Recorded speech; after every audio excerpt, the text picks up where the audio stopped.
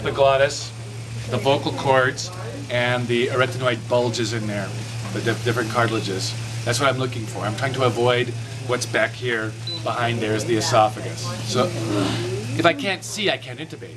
It's a visual, oral intubation, you have to visualize the larynx, where you can't put the tube in. Okay, so I'm going to look for those landmarks. What else do I need? Well, it turns out, oh, could you bring that bag back over here, Lynn? That blue bag, the resuscitation bag? You don't try to intubate somebody unless you have everything you need. Now here's the bottom line. Intubation doesn't save lives per se. Ventilation saves lives. So, that's because it's plastic and it's stuck in there, right? So what we have to do is get it and try to turn it and bust it loose. The other thing we can do, they actually make wedges. They make a wedge for taking these things off. Okay, now, so what will save the patient's life will be this, oxygen and ventilation. So you do this first, because once you try to intubate, look, is he getting anything now? Yeah. To intubate him, I have to interrupt ventilation. So there's a rule about that, 30 seconds. 20 to 30 seconds, depending on what you look at. We'll check the official time later, but it's 20 to 30 seconds. So the assistant's job is to monitor the time. When I'm intubating, I'm not going to sit there and think about how long it's taking me to do it. I'm just going to focus on the task. Your job is to let me know if I take too long. Well, that's hard to do, because the doc is trying to do it, and go. So I'll call out the time and go, that's 20 seconds. That's 30 seconds. And then I'll just say, we need to ventilate this patient. Now, if at 30 seconds I'm about to intubate, I'll keep doing the procedure. But otherwise, they should stop, go back to bagging them, which will save their life. Because if you take too long to intubate, you'll kill the person, because they're not getting any air. Okay, so we're bagging. I got an oral airway in place. Somebody has to bag. Oxygen, 10 to 15 liters. Don't have to. Just like I'm just showing you what we got to have, right? Okay, so you just relax. Now, okay, so she's bagging. You can stop now. Just standing there. You're the bagger, right? Okay. So the person that's doing the bagging is probably going to be the assistant to intubation. But if there's a lot of us in the room, if I walk in the room at a code and I see her bagging, I'll ask her if she needs help. If she doesn't need help, I'll get the intubation equipment ready. If there's someone doing that, I'll get the blood gas kit ready. So each RT knows that they arrive and there's already someone doing one job, you do the next job, right? So I've got suction, she's bagging the patient, and I gotta get my equipment. Now for an oral intubation, I need an endotracheal tube. I need a syringe. I don't know what happened to my syringes. The only marked ones I could find were 5cc ones. Usually I want a 12cc syringe. The first step of it, and this is while it's in the package still, it's going to have the cuff deflated, right? So the first step before you try to intubate, you blow this thing up and you give it a squeeze and make sure it holds pressure. But you do that while it's inside the bag, the plastic. Okay? So if it holds pressure, then what you do is you get all the air out of it. Because when we put the cuff through the vocal cords, we don't want the cuff to be inflated. Leave the syringe like this.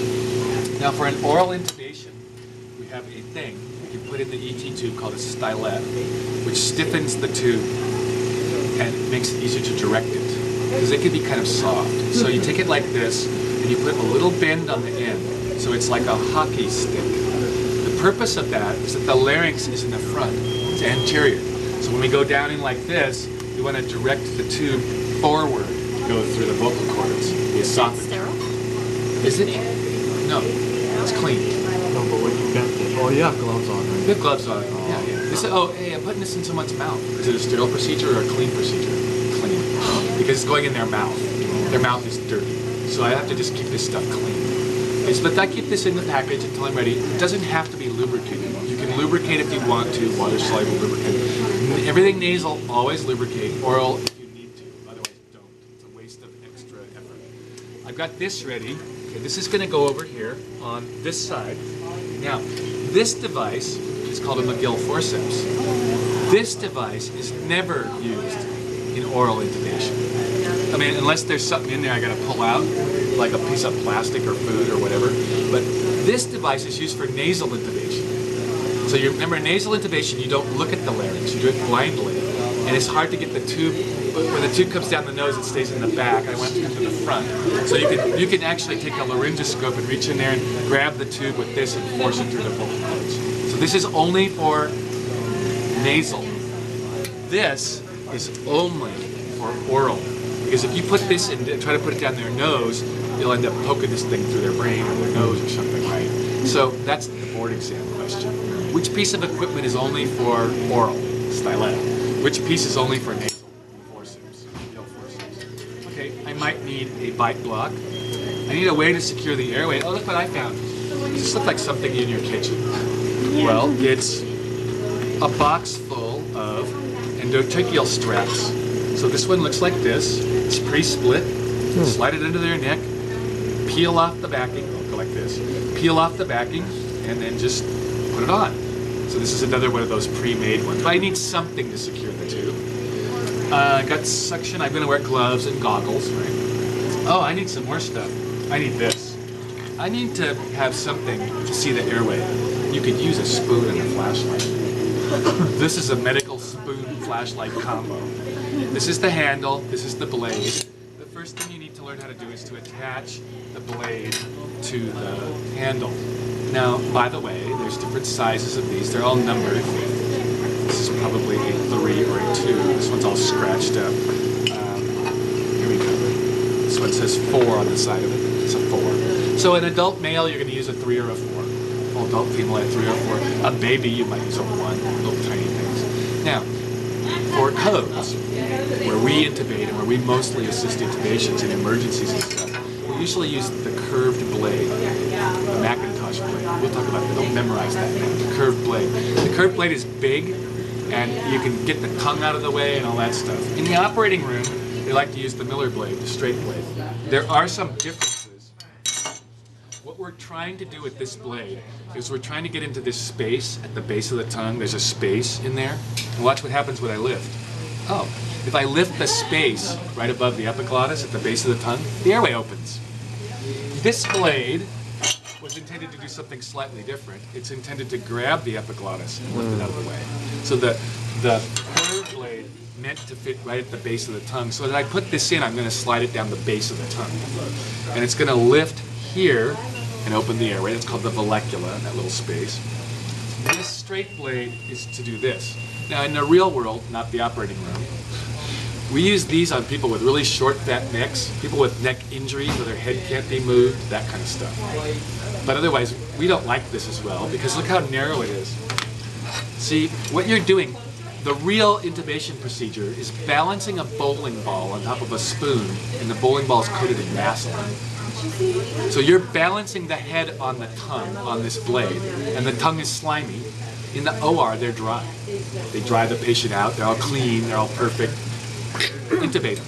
But in the real world, it's literally like balancing a bowling ball that's coated in Vaseline on top of a spoon and trying to do this procedure. So this blade is better for the regular world, like ER, ICU stuff. To put this on here, you have to line this up with the metal thing, and you have to snap it in place. So my first job, I'm getting everything ready. I got the tube ready, I got the suction, I got all this stuff I need. I'm going to assemble the blade. And I have to test the blade. And I do that, and I notice that this light bulb doesn't light up. So my first action, I need to check the light bulb. This one looks like it's like unscrewed a little bit, right? I can't get it to turn, take this off. I can't use that, can I? So I'm going to test this blade. What happened? I had a light here a minute ago. Yeah. Didn't I? It's dead. It's dead. It was lit up a minute ago. It's dead. Maybe the batteries need to be changed.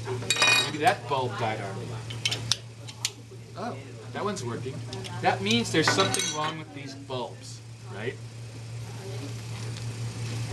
Extra bulbs. Your intubation kit is in your crash cart. It's usually in the third drawer of the crash cart. It's got extra bulbs. So we could change the bulbs in here. I don't know what the problem with this was, because I just picked this out because it worked. So it could be batteries. Oh, there we go. It could be batteries. I just tightened it a little bit. There's a board exam question. So what's the first thing you should do if the bulb doesn't light up? Tighten the bulb. What's the second thing? Check the batteries. Now you saw at the conference they make these with a video scope on them now. This is very old technology. Look at it. It's a spoon with a flashlight attached to it. So the technique is always the same. You come in on the right, you hold this in your left hand only, never your right hand. You come in on the right, you sweep the tongue over to the left so it's out of the way.